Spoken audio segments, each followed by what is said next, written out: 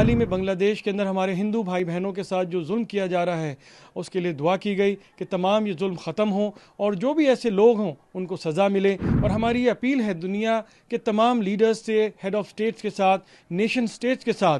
कि सब मिल के जहाँ भी मिनॉरिटीज़ हैं, जहाँ पे भी जुल्म हो रहा है, जहाँ पे भी वायलेंस हो रहा है, उसके ख़िलाफ़ आवाज़ उठाई जाए। क्योंकि बारगाह गरीब नवाज़ से 800 साल से यही पैगाम दिया जाता है, मोहब्बत सबसे, नफ़रत किसी से नहीं। The message from India is very clear, वसुदेव कुटुम्बकम, that whole world is one family.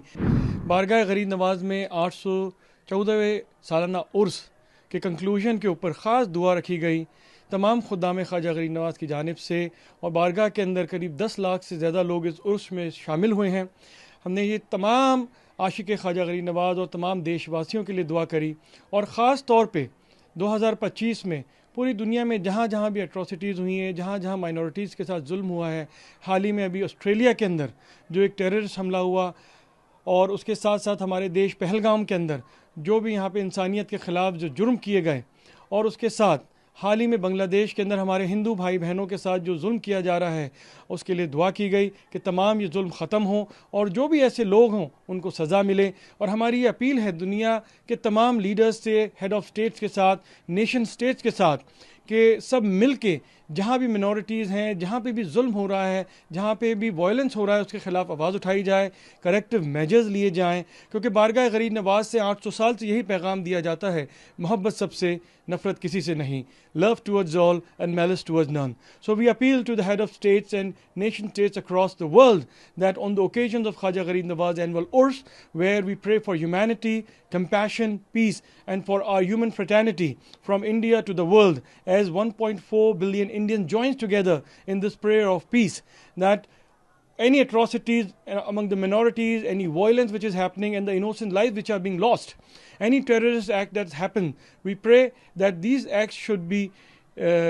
taken to task, and appropriate measures should be taken by the head of states, that such crime against humanity are punished and never be repeated.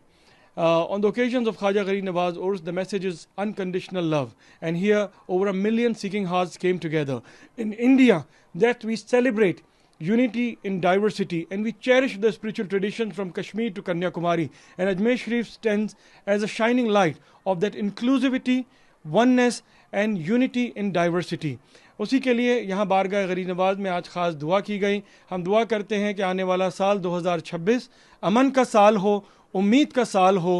मोहब्बत का साल हो, और नफ़रती जितनी ताकतें हैं उनका ख़ात्मा हो। We pray that the coming year 2026 is the year of hope, unity, peace, compassion among human fraternity, and as human family.